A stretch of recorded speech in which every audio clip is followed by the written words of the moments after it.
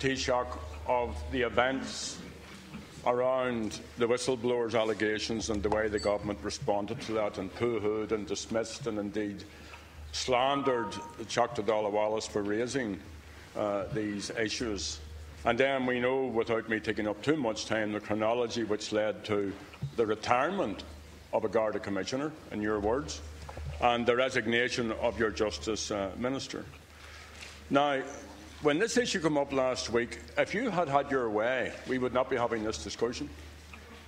We now know there was a voluminous amount of letters, of correspondence between you and Minister Shutter. I asked you twice, at least twice formally, had you any correspondence from Minister Shutter? Had your department any? Had the Concordia any? Had any other of the agencies any? And you refused to answer. And you only eventually answered when you were pressed. And now we hear of all of this correspondence. It seems to me, and I said this the other day, that while I contended the Concordia's advice, that my main issue was with you as Taoiseach and the government for not reordering this debate at another time in the schedule, which would allow, because it seems to me, and I'm no historian of this Parliament, but it seems to me quite unprecedented, perhaps the first time ever in the history of this Parliament, that terms of reference for a commission or inquiry were pushed through without one word from any Teachta Dála, not just the opposition, but from government Teachta Dála as well. So, it strikes me, if I may just summarise all of this, that a member of your party, a member of Fine Gael, is able to prevent a debate on these issues because you refused. Well, what you could have done, you see, Concordia, what the Taoiseach could have done, he could have met with the leaders. He could have outlined, as it was seen, the problem. He could have allowed for the discussion to take place. He could have explained the letters. He's now making a virtue out of a necessity. He's now going to publicise the letters as if this was some great, mighty act of kindness on his part. That debate or discussion could have been had in private with the leaders of the various groups in this Dáil, or indeed the whip could have had that discussion with the other whips. So is it not clear, Taoiseach, that rather than dealing with this as it should have been dealt with transparently and as part of the democratic revolution which you aspire to, that indeed you just tried to ram the whole thing through? Taoiseach. Well, I disagree with you, Deputy Adams. The position here is that the whips were actually informed on the 27th by the government whip of the decision and the ruling of the Count Corla in respect of no debate being allowed in regard to the terms of reference, which were being tabled by government for discussion here, and I accept fully the decision of the Count Corla in that regard. It's not a case of. It's not a. I wouldn't be aware, Deputy Adams, of whether or not the Count Corla or anybody else was in receipt of correspondence.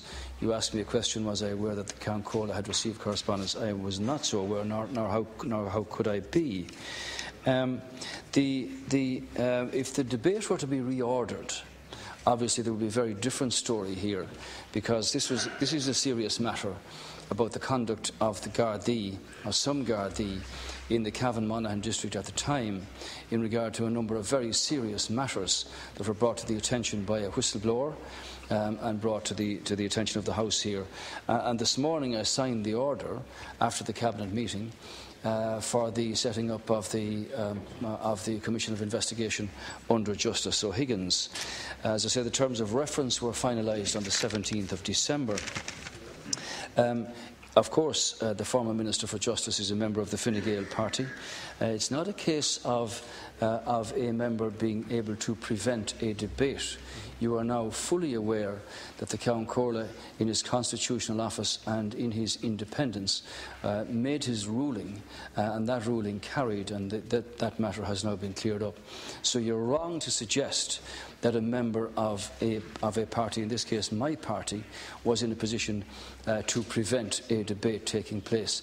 That was a separate decision made independently by the Ceann Comhairle. I'd also say to you that the more important point here was that the government made a decision to set up a commission of investigation. The government adopted the terms of reference set by Gearan. The government ignored and did not take into account the question of submissions being made for the exclusion of the former Minister for Justice from the terms of reference. The government were quite clear that the Commission of Investigation would be examining the method of conduct of examination of the issues that were raised, both by the Gardaí, by the Department of Justice and by the former Minister for Justice. And your whip was informed of the ruling of the Ceann Comhairle on Tuesday the 27th. I make the point to you that I gave an instruction today that the correspondence from the legal firm and the replies to it from the Department of the Taoiseach be published. And as I said to Deputy Martin, you will see consistently right through that the government were not in any way bound by observations made from a legal firm, and the terms of reference and the decision of the government reflect that very accurately, Deputy Adams. Well, first of all, the Ceann Comhairle has acknowledged very graciously that there could be another interpretation for Standing Order 57.3. He said that, and he said that he's going to summon the Committee for Procedures and Privileges, which incidentally is what the Sinn Féin whip Angus O'Snoddy proposed happen, and he did that in writing, it to the best of my recollection. So to hide behind the Ceann Comhairle in the light of the Ceann Comhairle's statement today, I think defies any logic whatsoever. Now, you see, I asked you, Taoiseach, was there any correspondence? Did I not ask you that? From Alan Shotter with you or with any of the agencies and so on? And did you answer me? No, you didn't. And when I pressed you then, did you give me a sort of a grudging response? And then you compare that with what we've just heard today. Now, I think I may have got this letter inadvertently, but you said that you didn't know of any correspondence between the Ceann Comhairle and others and so on and so forth. Well, I have a copy which the Ceann Comhairle supplied me with to the Minister for Justice and Equality, Francis Fitzgerald. You know, you discussed this out at Cabinet. Were you not apprised of this? I don't know if the Ceann Comhairle, I can't recollect if the Ceann Comhairle wrote to you in these matters, but Alan Shotter definitely did. And when you say the law firm, what's the law firm? Gallagher and Shotter. So, in a response on your behalf to Alan Shotter, TD, and I suppose the courtesy of the Taoiseach, or the relationship enjoyed by the Taoiseach's department and a member of Fine Gael, you say a copy of the draft order with terms of reference attached is included herewith for your information. The next step is for the draft order to be presented to each House of the Oireachtas, and that will take place shortly.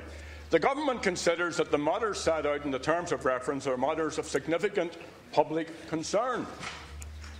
Now, this is the correspondence between you and Fine Gael backbencher Alan Shotter.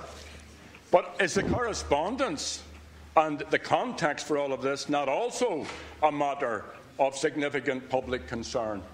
And were you not feeling in your duty as a Taoiseach in not answering the question which I put to you about any correspondence that you may have received from Alan Shotter? And I also said very carefully, are anyone acting on his behalf? Thank you. You're the Taoiseach. I'm a duly elected, mandated member of this Oireachtas. This party represents citizens out there. Is it not a matter of huge, significant public concern for them that you should tell us, and by extension the citizens, that you did have this voluminous correspondence with Alan Shotter and that you failed to do so? Okay, well, let me clear any misunderstandings for Deputy Adams. Sometimes in here, there's a lot of noise. I think I had one letter with me last week, which actually is relevant to something I just said a few minutes ago. I did say to you that I was not aware of any letter that the Ceann Comhairle would have received from, or correspondence from Deputy Sheriff of the Ceann Comhairle. In fact, the letter that was sent to me, to my department, on the 8th of December from Gallagher Shatter contained a copy of the letter that was sent to the Ceann Comhairle. So from that point of view, I want to correct the record there. Absolutely, Deputy Adams. As I just had that correspondence with me last week, maybe I wasn't able to be as accurate or as fulsome in my response to you as I could have been. That's why, Deputy Adams, that's why I think it appropriate that in this matter of very great importance, that I publish all of the correspondence from the legal firm of the former Minister for Justice to the Department of the Taoiseach and the responses that were sent back, including the